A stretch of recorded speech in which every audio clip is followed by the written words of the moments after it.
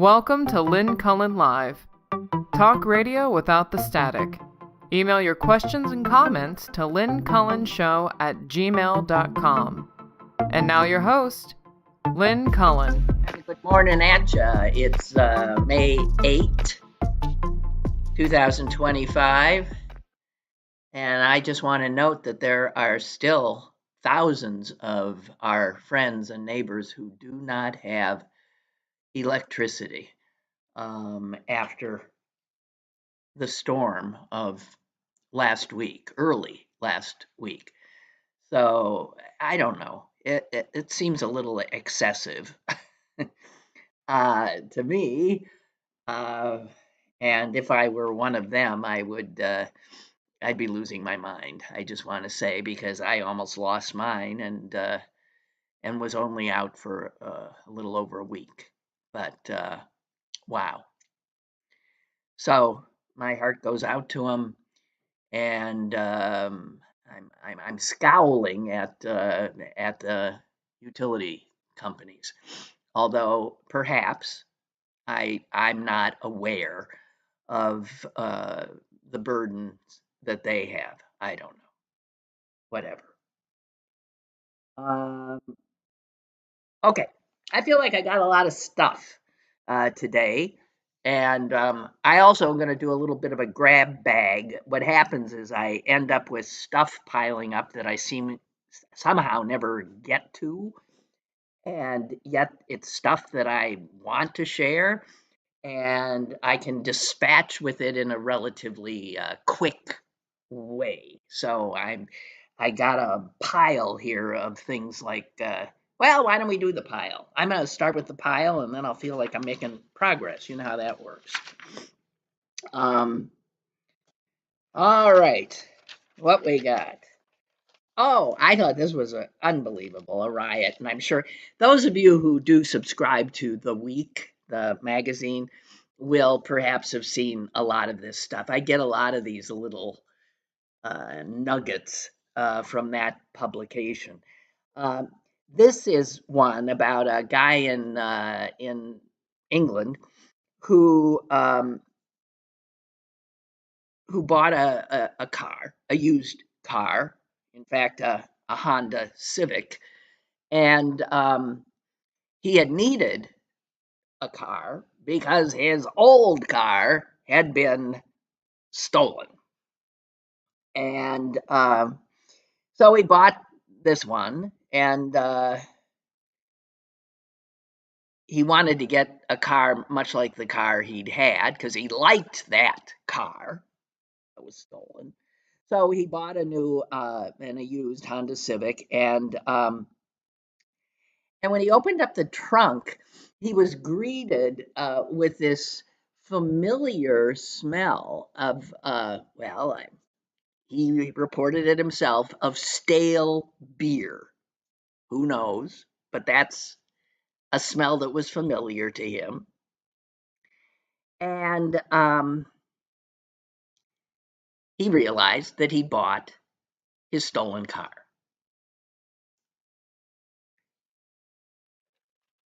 Yeah, I love it.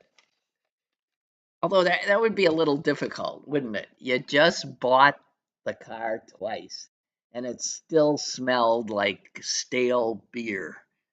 Damn. Okay, a quote from Warren Buffett, who we know has been in the news because he's finally going to hang it up. And he wrote this, and it is just so, I mean, he's famous for a lot of very good advice and words of wisdom to those who want to dabble in the stock market, in investment. And I thought this one was just perfect. And it's one that trips so many people up because it's about human nature. He says, the stock market is a device for transferring money from the impatient to the patient. And anyone who has ever played the stock market or been played more accurately by the stock market knows that that is true. Uh, Despite the fact that everybody knows you're supposed to buy low and sell high, your instincts are often to sell low and buy high. It's so true. So the stock market is a device for transferring money from the impatient to the patient, which I think is right on the money. Okay, let's see. I got two or three more. Oh, there was one. Where'd it go? Um, I can't find it, but I saw somewhere. I'm just gonna do it by memory.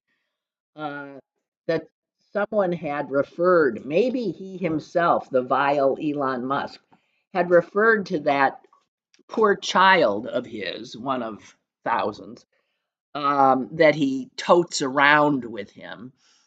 Um, the kid named, well, X, with a bunch of other stuff after it, that I think he's called him his emotional support animal or human or something. But that is exactly how he uses that kid. Oh wait, I mean, it struck me as just so. Um, yeah, he calls him. Okay, that's what he himself has called the kid. At least it shows some self-awareness.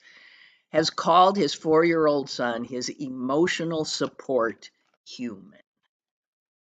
That poor mucked up kid. Oh, I mean, I don't know, but I'll just I will allow myself to imagine into the future, and that's going to be one screwed up human being. Poor kid. Okay, and here's another one.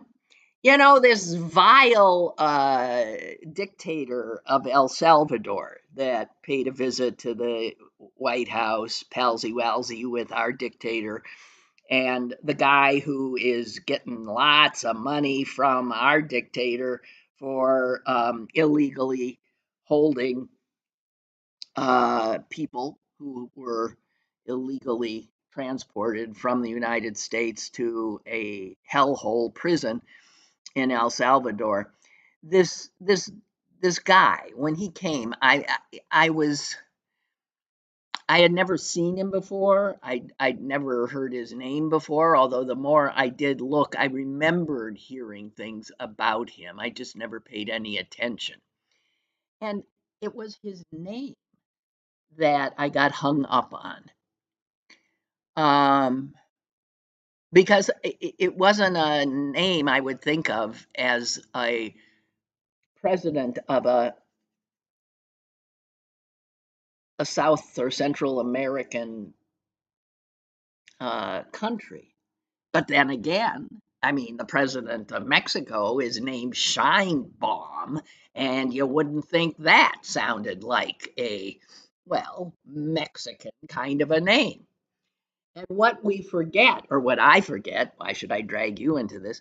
What I forget is how the Western Hemisphere, it's not just the United States and Canada that were, you know, countries that received most of their populations initially from immigration and the dispossession of the indigenous peoples who lived there. But that story is a story that is true of every nation in North America, Central America, and South America. There were folks living there, some building huge empires, And then the Europeans came calling. And we tend, I don't know, I always think of that American story as US, and it's not. It's the Western Hemisphere's story. And so you get a Scheinbaum as president of Mexico, and you get who is the Japanese, Fukuyama or something, as president of Peru, I believe. I mean, because they have this same history. It's how you get Barack Obama as president of the United States.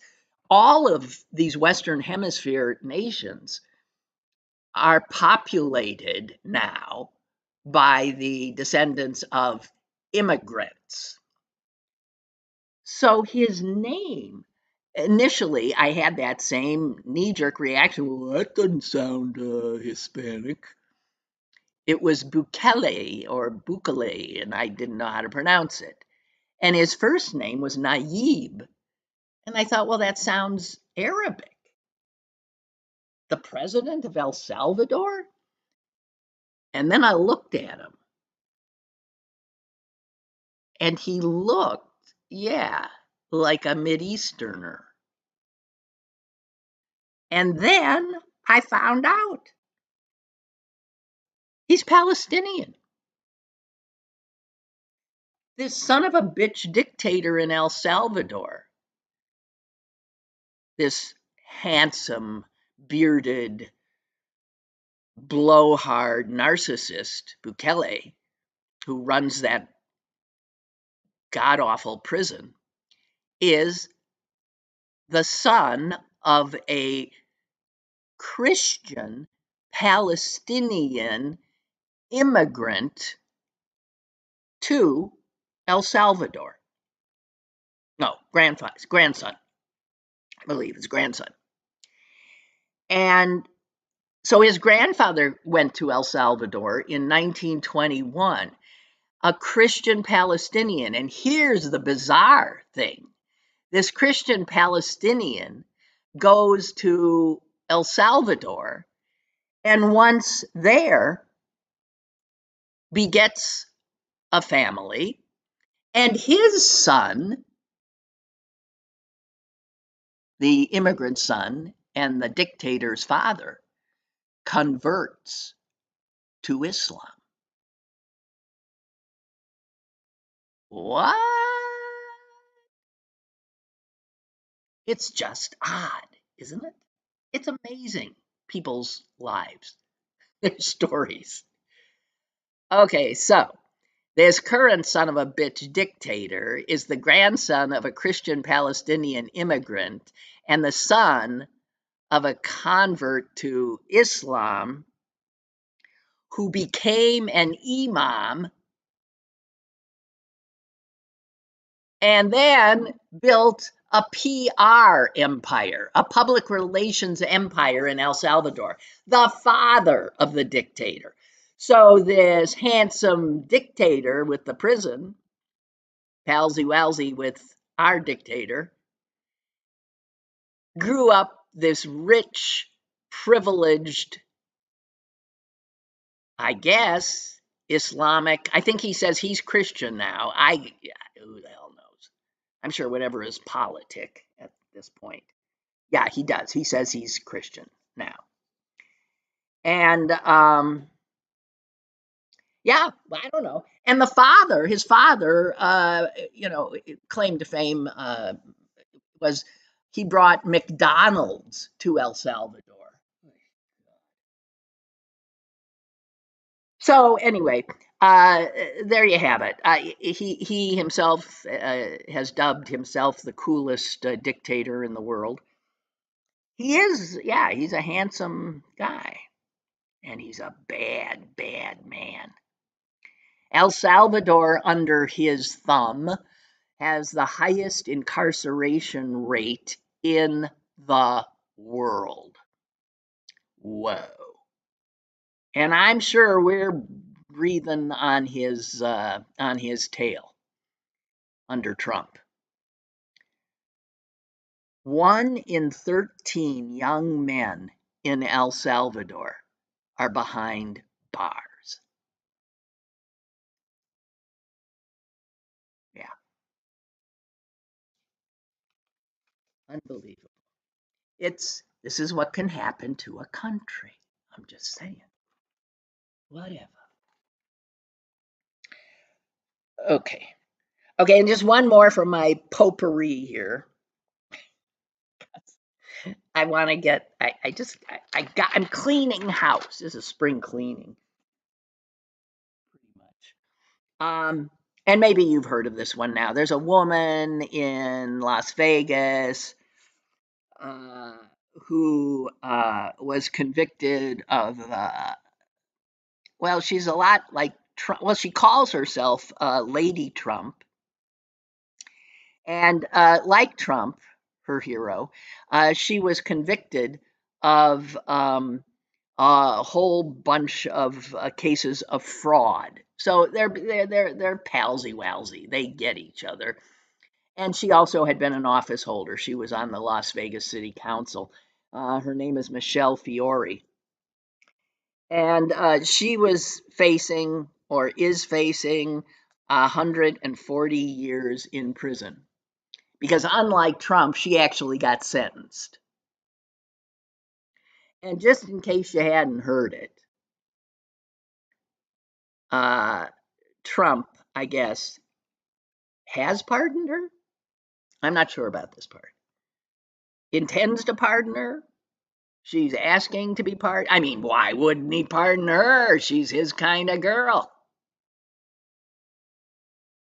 She raised a whole bunch of money that she said was going to build a statue to a police officer who'd been killed in the line of duty. And then she took off. Well, she didn't take off. She stayed right where she was, but she used the money for some plastic surgery, for I guess her daughter's wedding, and a bunch of other stuff. Um, she laundered it all through. She did exactly the kind of thing Trump did, and the same kind of fraud conviction. And I guess he did pardon her. The Nevada Attorney General went berserk and said there should be no room for reprieve when it comes to betraying the families of fallen officers. Whatever. Anyway, Lady Trump apparently is now free and clear and living happily in Trump's America, unlike some of us. Okay, that was that. I got through it. That was good. Um, but I got other stuff. God knows. Here's a kind of potpourri. I start the day. It's not a good way to start the day in these times. Looking at the headlines. And I just thought, well, used to be back in the day, I'd see a headline that was like, that looks interesting, and or something I should know about, or whatever, and I'd click on it.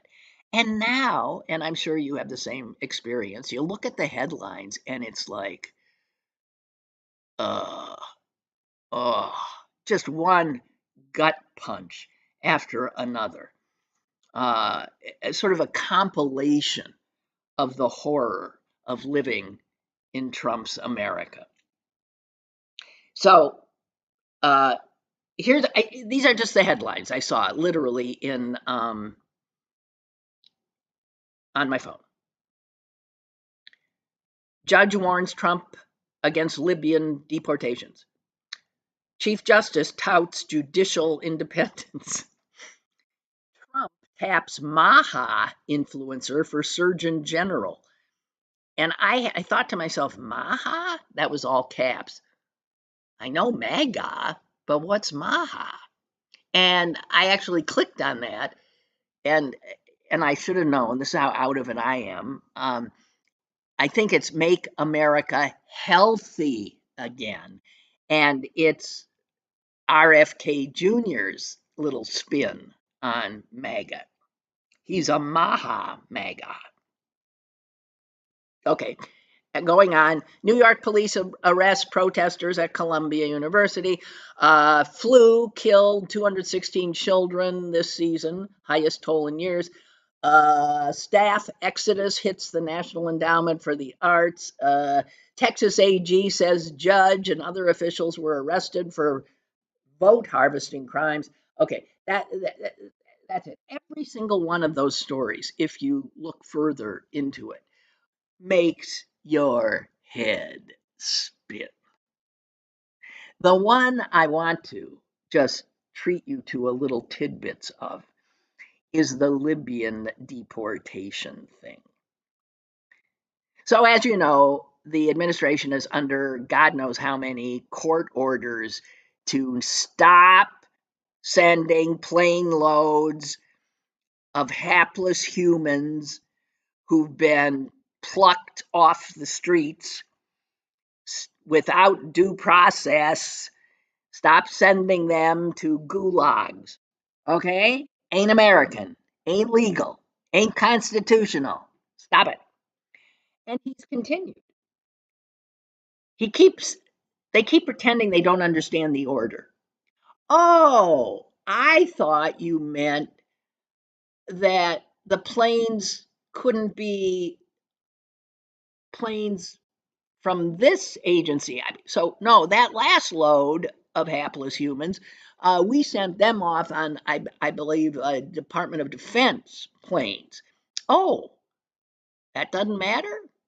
Oh, so they just play dumb. Well, in many ways, they don't have to play dumb, but in this respect, they're a little too clever by half. So, anyway, so now they've decided that not just the Christian, Muslim, Palestinian, handsome son of a bitch in El Salvador, just he isn't the only person who should be enriched. We find out they actually tried to dump people, this human cargo they traffic in Ukraine, pressuring Zelensky when he's a little busy trying to save his own people from the Russians. So now it turns out they got their sights set on Libya and Saudi Arabia and some other countries. Now, Libya, when I heard Libya, I thought, what? I don't know about you, but we haven't talked much about Libya since the guy whose name no one could agree on how it was spelled, Gaddafi, right? Gaddafi. A K, a Q, a who knows what. Anyway, he's dead. And we pretty much washed our hands of Libya, except for those crazed Republicans who couldn't stop talking about what was the name of that place where there was that awful attack and Americans were killed. I'm sorry, there were 7,000 taxpayer funded investigations. Starts with a B. Never mind. It doesn't matter. So the Trump administration has been warned since they happily announced the other day that, hey, we're going to be sending folks, yeah, illegally now to Libya.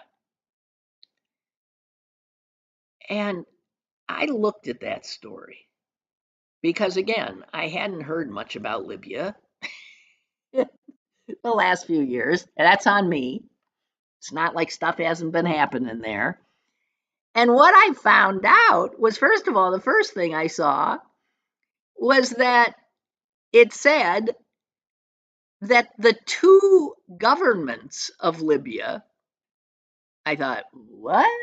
Benghazi, thanks, Milton, as usual. Benghazi. That the two I thought, Libya's got two governments now? Yeah, they do because, well, they're at war with each other. And so you got one group in Tripoli saying, we be the government, and then you got another group. And the thing is that Trump, his administration announced that they had this deal with the Libyan government. They failed to acknowledge which Libyan government they were talking about. And it turns out that since the Trump administration has announced that we're going to be sending hapless humans, trafficking in humans, to Libya, and that their government had agreed to it, both governments of Libya have said, what? Both have released Abdul, the prime minister for the government based in Tripoli, said, we refuse to be a destination for the deportation of migrants. Okay, so that's one government heard from. And then another government, this one led by the general turned warlord, listen to this name, Khalifa Hifter, just one short of Hitler. It is that Libyan government, the Hifter one, they also said, we do not accept deportees. But my guess is it is the Hitler one that made the agreement. The reason being, the Sun, further inquiry, listen to this, you can't make this stuff up. Hifter, Khalifa Hifter, who says he's the head of Libya, he turns out to be an American. Well, he holds dual citizenship. He's a Libyan-American, Hitler is. And he heads a coalition of militias and other groups of wonderful people, and they call themselves the Libyan National Army. And they control a huge bunch of the eastern part of Libya, including, and this is the most important part, most of the country's oil fields. Okay? So this Libyan-American warlord Hitler is sitting pretty on top of all this. But the story, I got to tell you, the story gets more bizarre, because into this story, I am going to drop a name, and I challenge you. I'll give you a second or two. I challenge you to figure out how possibly this name can figure in with this story about human trafficking of hapless migrants to Hitler, warlord, American Libyan, by the Trump administration. And I am going to drop a Trump name in here. Tiffany. All right, come on, Tiffany. Tiffany is not the one, Tiffany was not Ivana's daughter. Those were the favored kids. Tiffany is the daughter of Marla Maples. Tiffany was always the odd one out, but she seems now more in than even Ivanka, who's seemingly nowhere to be seen, right? So, can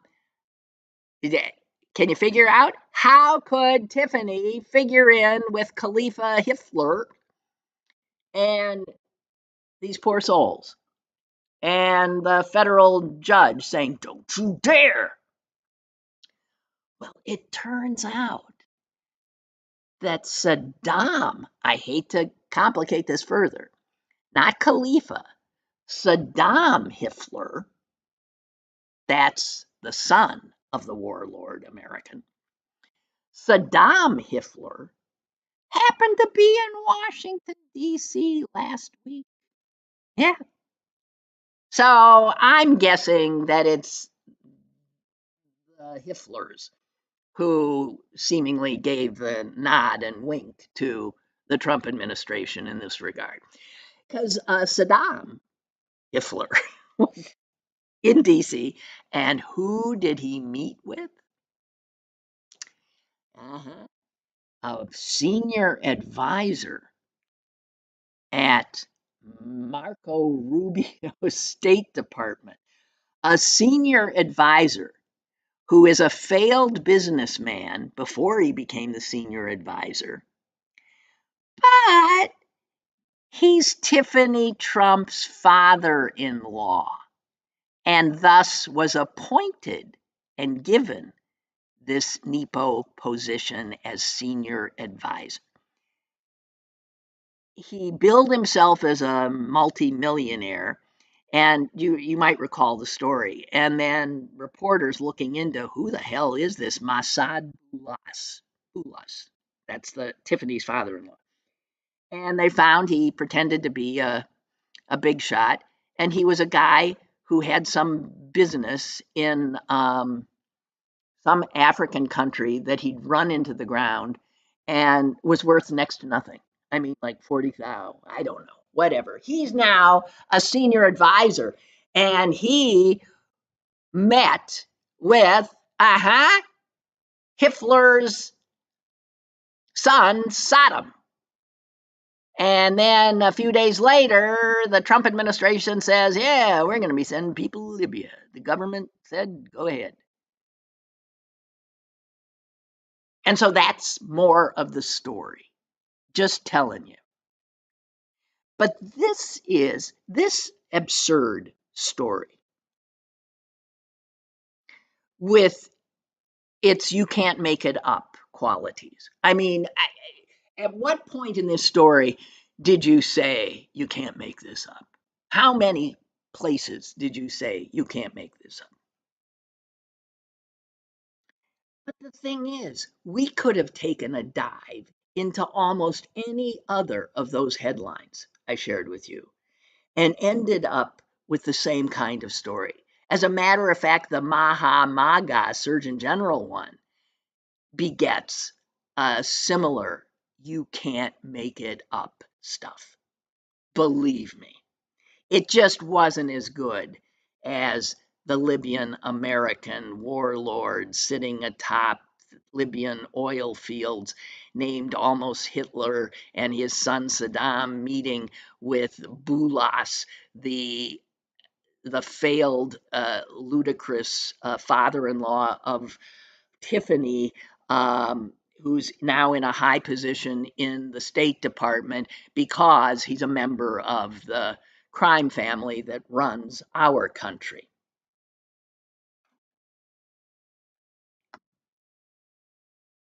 You can't make it up. Well, I don't I don't know about you, but I feel like quitting with that because I mean you can't top that. You can't top that. Oh Jesus H. All right, I'll move on.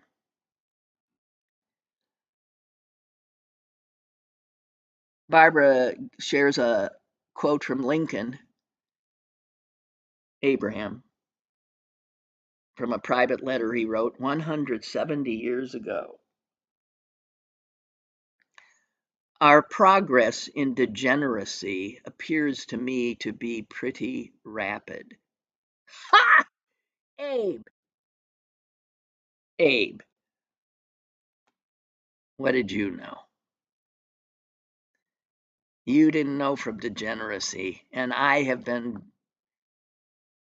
remember some history professor once saying, this country has been so lucky because if you look at our history, in our most fraught times,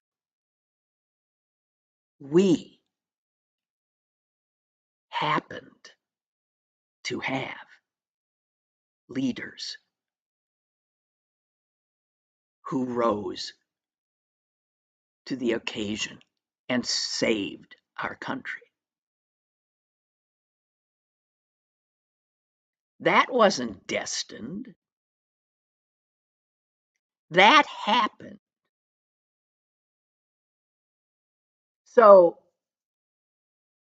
when this country was founded, we had some extraordinary leadership. And I give you our first president, George Washington, who certainly could have become a king. And everyone seemingly wanted him to be a king. He had been the great heroic general, and then he became the first president. And then no one could even conceive of anyone else filling those shoes. And so, even though they just fought to free themselves from a monarchy, Americans way back then said, "Oh no, George, don't leave." And he said, "No, that's not what we agreed on here." And that great man left. And up until the evil man who now holds that same position, this country, never had a president that pretty much refused to leave, that tried with every trick he could conjure to hold on to that office. And then you get to our Civil War. And who knows how that would have gone without this extraordinary human being, Abraham Lincoln, who happened to be in the White House and saw us through, even at the cost of his own life, that cataclysm. And then the next biggie, about 100 years ago, the threat of fascism, the horror of World War II.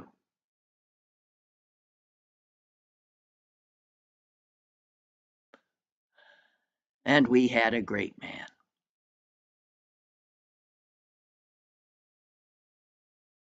Franklin Delano Roosevelt.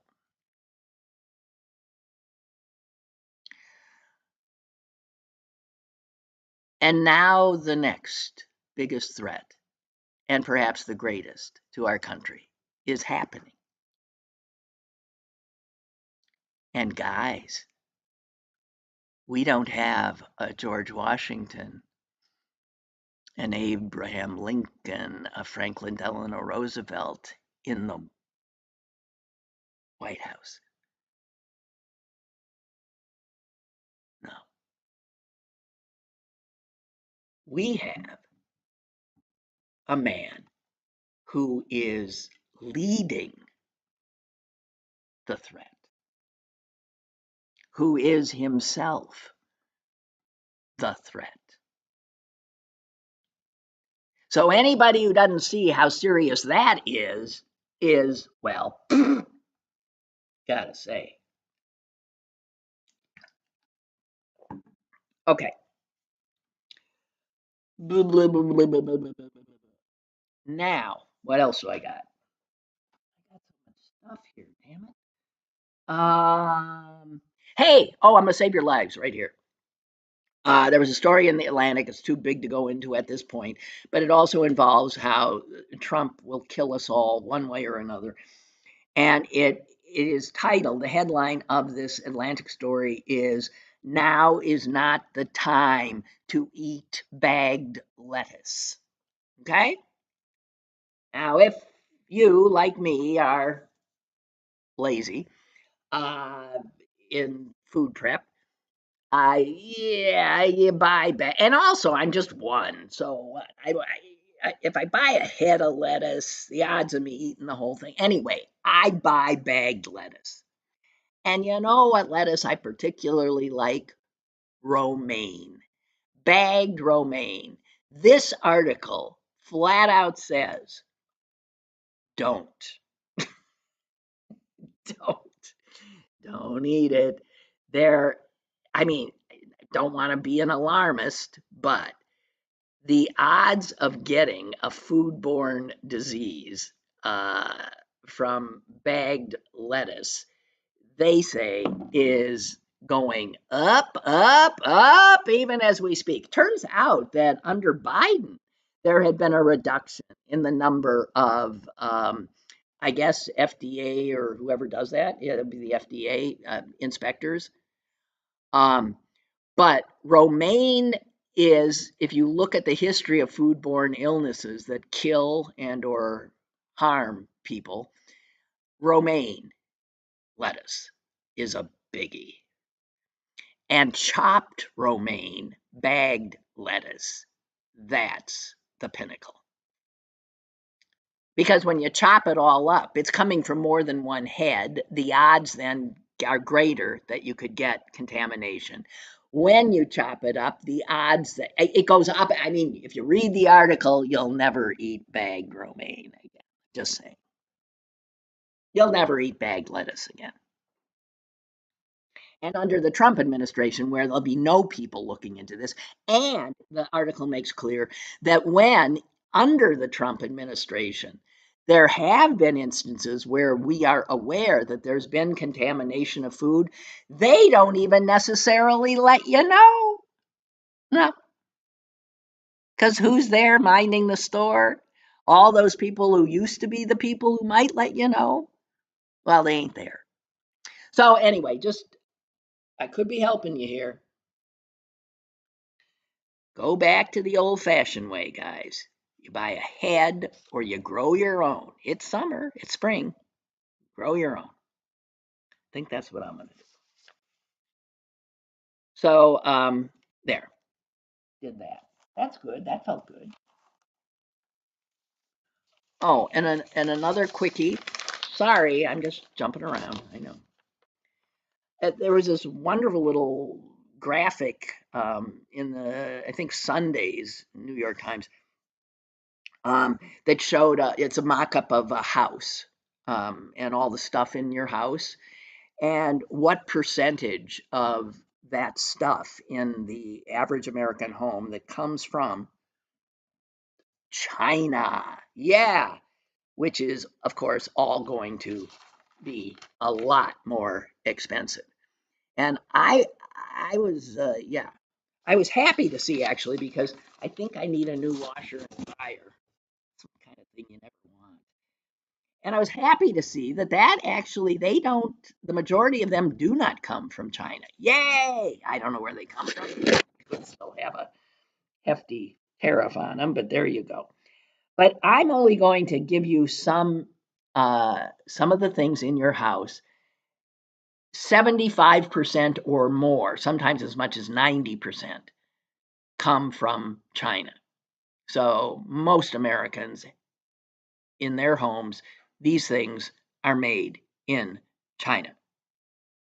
Your computer monitor, your bathroom scale, your toys and puzzles, your umbrellas, your gaming consoles, your charcoal grills, your microwaves, your pots and pans, your toasters, your blenders, your can openers, your scissors, your dishes, your thermoses, your artificial plants, your children's books, your blankets, your lamps, your alarm clocks, 99%, your fireworks. How are we supposed to celebrate the 4th of July? 96%. Your Christmas decorations, your flashlights, your baby strollers, your chef knives. I could go on. I'm going to stop. Your hair dryers, your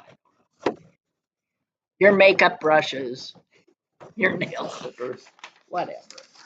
Okay, I just want to, I mean, and believe me, I mean, there's a lot of other things where it could well be from China, but those are the ones.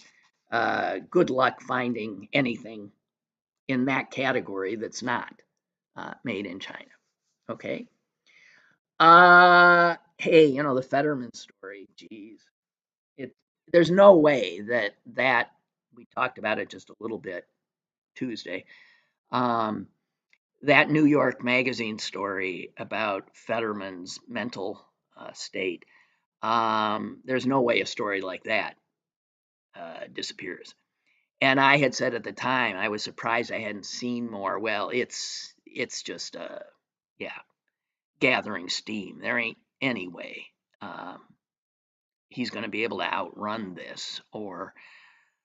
And then the Associated Press today, I believe, or maybe yesterday, um, had a piece out, and it's another instance about his mental state. And it has to do with a meeting at his Washington office, his Capitol office, with representatives from the teachers union. And this had not been previously reported, but since the article came out, these stories like this, I'm sure, will start dribbling out as well. I'll just read this a little bit. Before long, Fetterman began repeating himself, shouting and questioning, "Why everybody's mad at me?" These are quotes. "Why does everyone hate me? What did I ever do?" And slamming his hands on a desk, according to one person who was there. As the meeting deteriorated, a staff member moved to end it and ushered the visitors into the hallway where she broke down crying. The staffer was comforted by the teachers who were themselves rattled by Fetterman's behavior. Uh, and okay, so that's just another instance. Um, the and the thing is, this happened before the New York article came out. Uh, I would have so, and the New York article was about this his, you know, the mercurial nature of his behavior, his repeating himself, his sort of paranoia, his that he's just not there. It's very sad. And he's continuing to stonewall it. His office put out a release about this Associated Press article in which they do not in any way acknowledge anything, or they just say, but the New York article had said that, his staff, they're leaving, they're living in terror, they're breaking down like this story. It's sad, and I feel for him and his family, and I hope he gets help. I hope he gets help.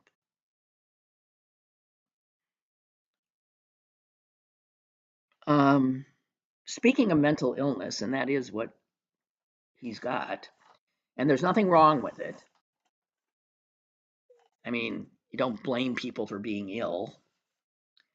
Um, I read the most amazing story, and I just want to uh, suggest you seek it out as well. It was in the New York Times, and it's about a very seriously mentally ill man who, the kind of guy who you see wandering the streets and muttering to himself and sleeping in, on park benches.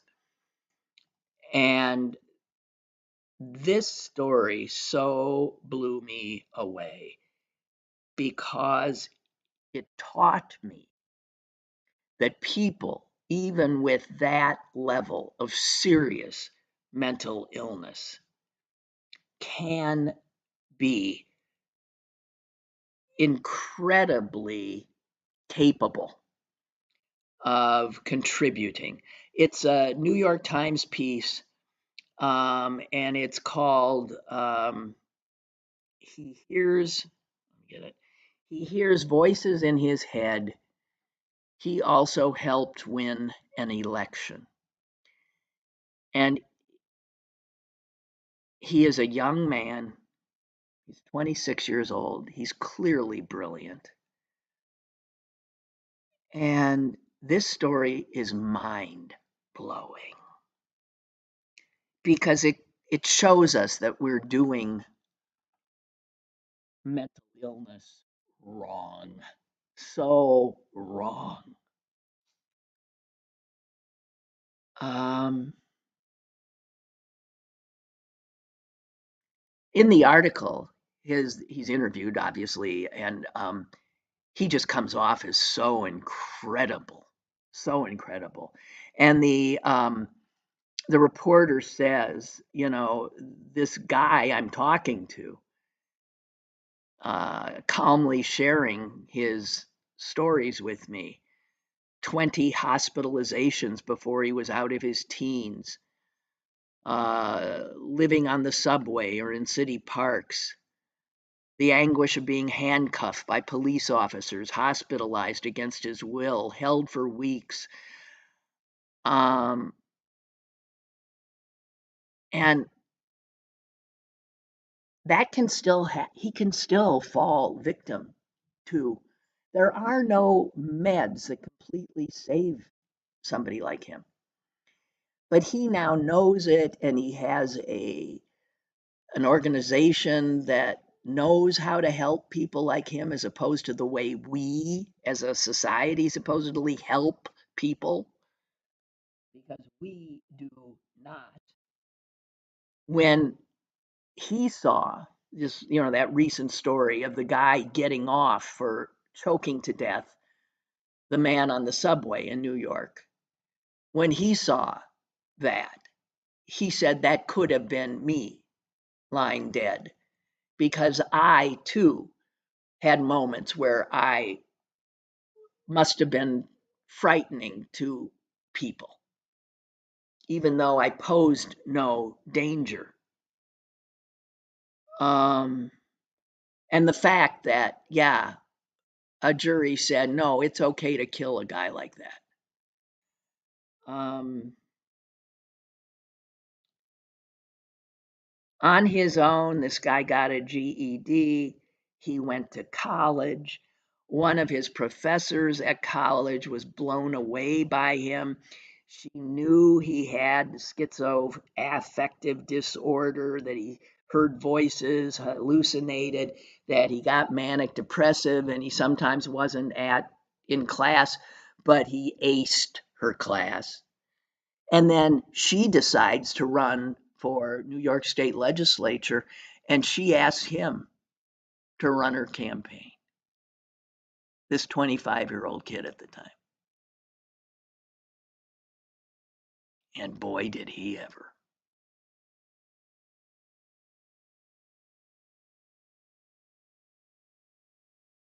She won the primary, and she's going to win. It's a sure seat for her. No, it's already done. Oh, no, and he was 21 years old. Mentally ill, 21 years old. And he managed her winning campaign. He was hospitalized briefly. She brought herself to the psych ward, and they had meetings there. And she said what he can do in 3 hours, a lot of people couldn't do in 1 week.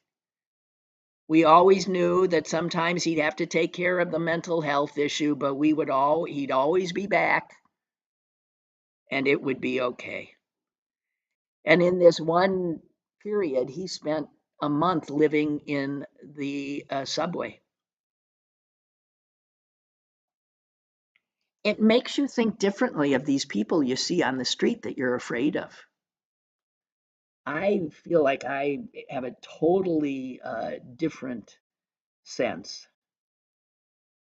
now of who these people are.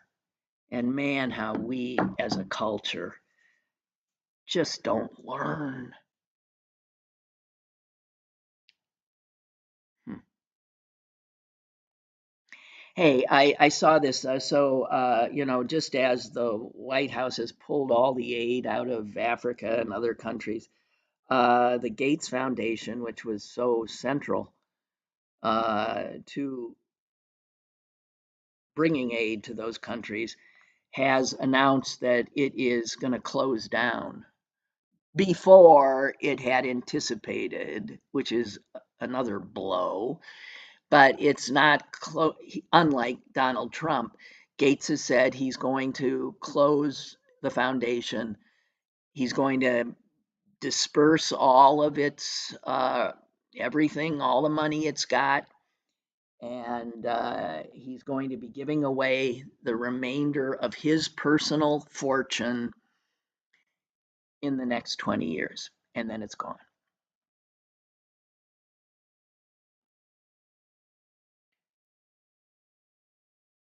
He figures he's talking about $200 billion.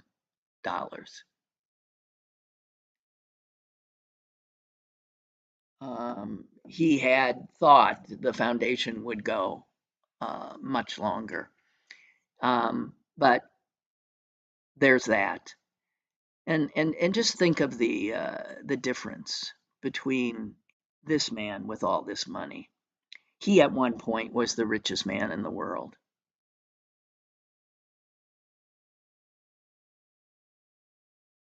And then think of the current one.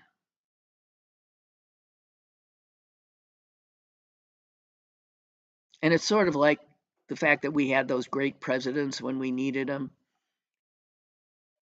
We take for granted that kind of coincidence.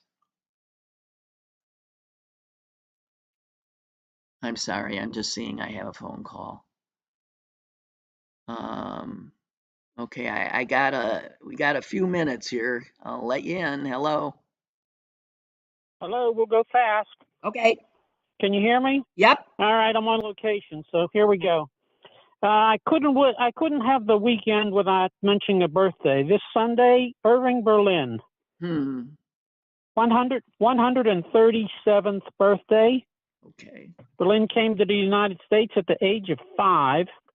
Historians credit him with writing 1,250 songs, which is just mind-boggling, unbelievable. Yeah. He wrote his first song and sold it at the age of 14 to a publishing company. The song was Marie from Italy.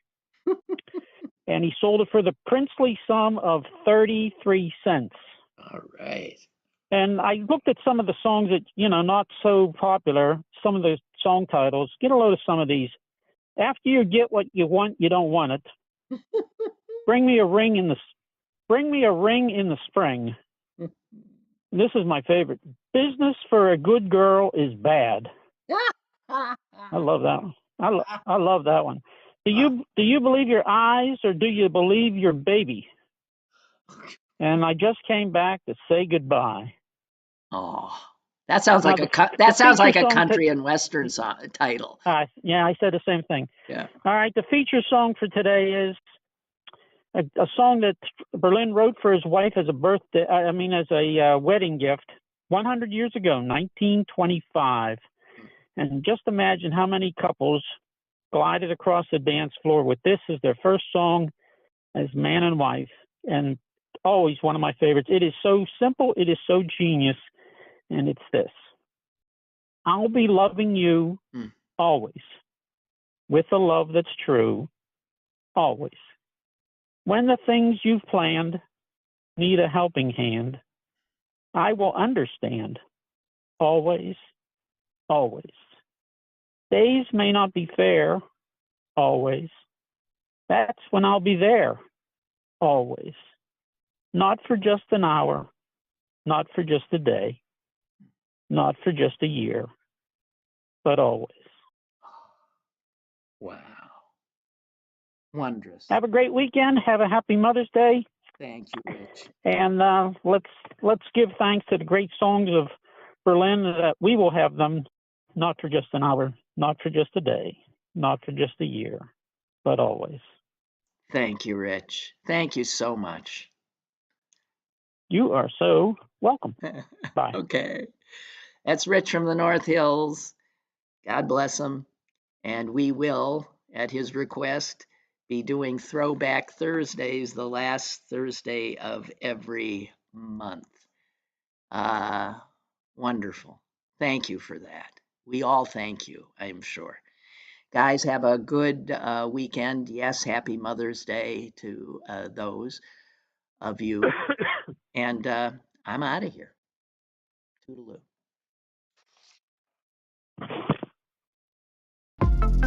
Lynn Cullen Live, Monday through Thursday from 10 a.m. to 11 a.m. and archived at pghcitypaper.com. The opinions expressed on Lynn Cullen Live are those of the host and do not necessarily reflect the viewpoints of Pittsburgh City Paper or its advertisers.